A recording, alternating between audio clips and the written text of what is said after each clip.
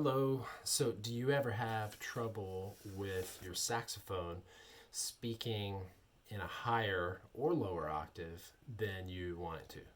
Usually, it's higher, is what's happening to folks. So, my guess is that at least that's happened to you once because I've been playing since I was 11. I'm 38 now, and it still happens from time to time, depending on my setup, my reed, different things, the day, the humidity. So there's an exercise that we can do, courtesy of one of the great masters of teaching the saxophone and clarinet. His name was Joe Allard, and he was a guy who really popularized the use of overtone practice. I mean, he's not the only guy. Plenty of people before him were preaching this, but he really codified it into a certain set of exercises for his students. And I think they're well organized, and I like to use them in my own practice as well as in my teaching. So here we go. You are on whatever saxophone you're playing.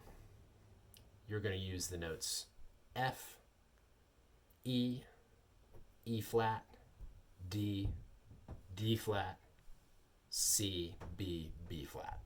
So you're going from low F, fingering low F, down chromatically all the way to the lowest note on the horn, B flat. And if you don't know all those fingerings, if you're just starting out and I've got you working on this exercise, you can just start on your low F and go down in all the notes you know. It doesn't have to be just chromatically. So you might just know F, E, D, C at this point, and that's fine. So here's what you do. You finger that low F, but you get the high F to come out, which is usually what you don't want, right?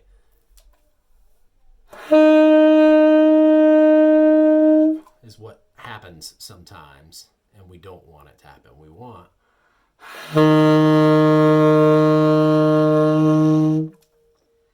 so we get the high one to come out, and then we relax down to the low one. And you'll notice you won't see anything change in my embouchure or my jaw. Like you won't see it move. It feels very similar to me. In fact, I'm going to give myself the note. Not a singer, but I'm just going to sing the note.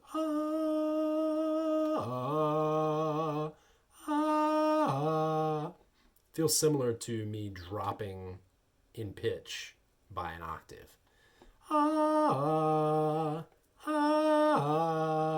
So try that out, sing it out loud, and you'll kind of feel the shift that needs to happen.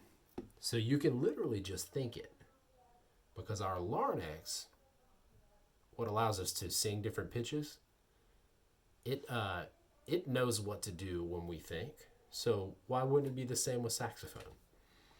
We just think the higher one.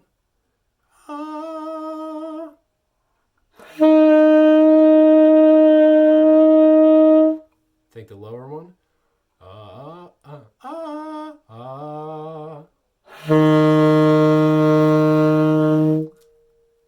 Then I try to go from one to the other.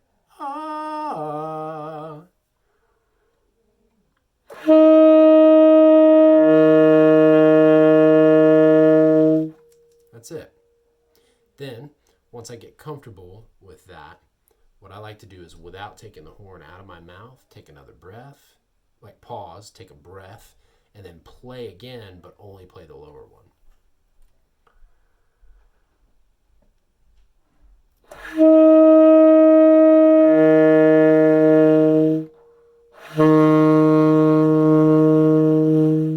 Then go down to the next note, E.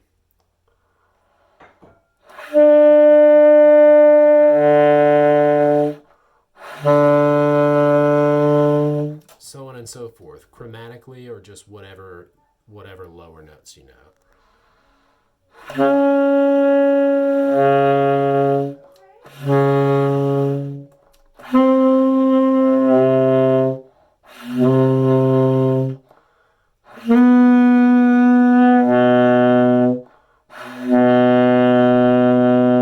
So on and so forth, all the way down to the lowest note you know. Great. That is, I call that 2-to-1 because that's what Joe Allard called it, like the second overtone to the fundamental 2-to-1. He expressed it as a ratio, so I've just kept up with that tradition. I respect him a lot. And I think it makes sense. It's a good way of thinking of it. So work on that, and more to come in the overtone practice series. That one's really important getting started for beginners, but also in building your tone. I can demonstrate that at another time if you're interested. Talk to you soon.